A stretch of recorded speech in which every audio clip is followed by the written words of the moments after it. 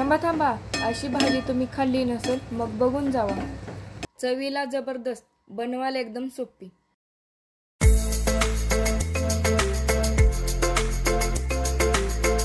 चला तर मग बघू याची रेसिपी.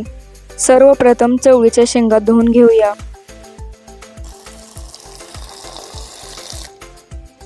शेंगा धुवून झाल्यानंतर मध्यम आकारचा टोमॅटो चिरून घेऊ.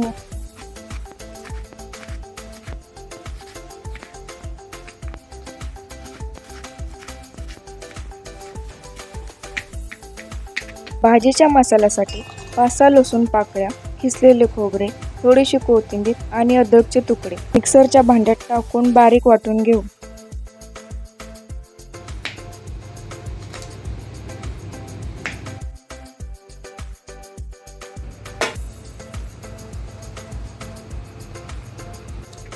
आता मीडियम आकारचा कांदा बारीक चिरून घेऊ.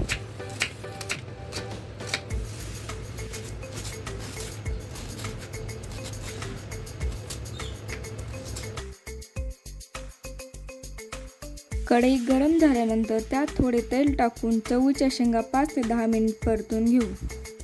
चवळीच्या शेंगा तेलात परतून घेतल्यामुळे ते लगेच शिजतात आणि भाजी चविष्ट लागते.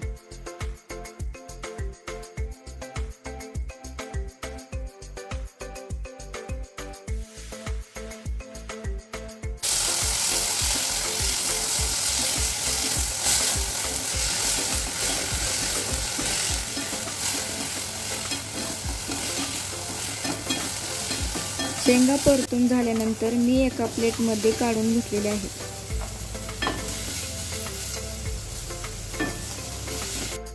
त्याच कढईमध्ये 2 ते 3 चमचे तेल टाकून घेऊया.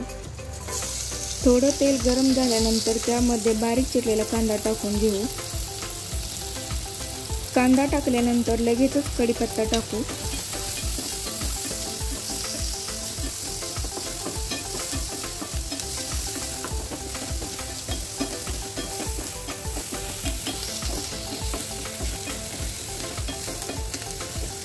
आता यामध्ये चवीनुसार मीठ टाकून घेऊ.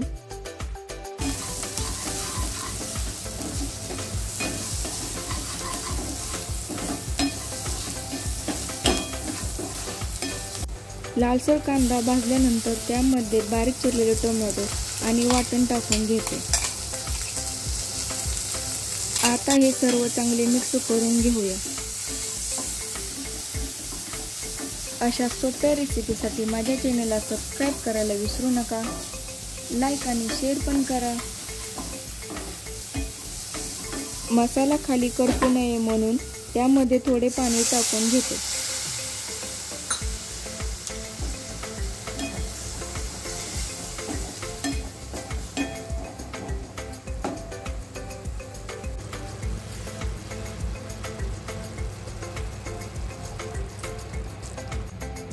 थोडा मसाला शिजल्यानंतर अर्धा चमचा हळद, 2 चमचा काळं तिखट, 1 चमचा लाल तिखट टाकून हे सर्व मिक्स करूया.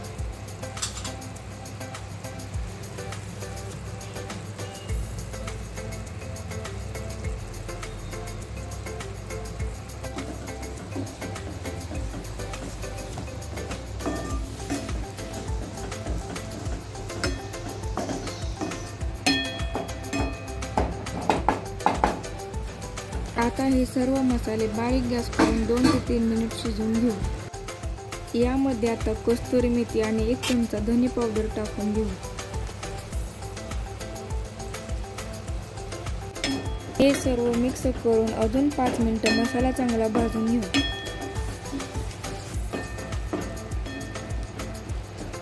आता यामध्ये अर्धी वाटी भिजवलेली हरभरा डाळ टाकून घेऊ. हरभरा डाळ टाकल्याने भाजी अजून चविष्ट लागते. आता हे सर्व मिक्स करून घेऊ.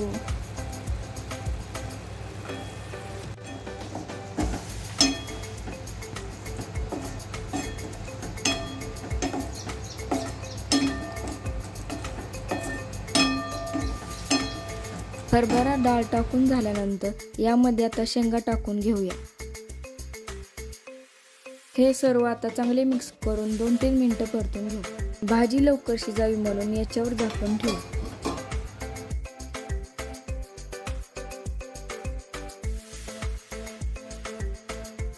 मधून मधून चेक करत राहायचे. भाजीत पाणी नसेल तर त्यामध्ये पाणी ॲड करायचे. पाणी ॲड केल्यानंतर ते सर्व मिक्स करून त्यावर झाकून ठेवून अजून भाजी शिजायला ठेवायची. शेंग हातामध्ये धरून प्रेस करून बघा शिजली का नाही ते.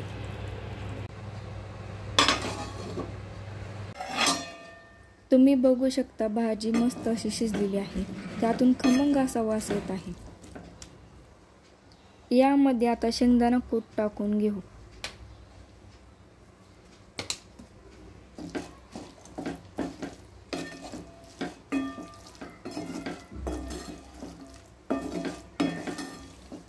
आहे का नाही एकदम करायला सोपी.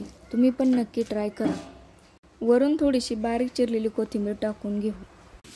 ही भाजी भाकरीसोबत तर खूपच छान लागते, म्हणून मी भाकरी केलेली आहे. तुम्ही पण नक्की खाऊन बघा.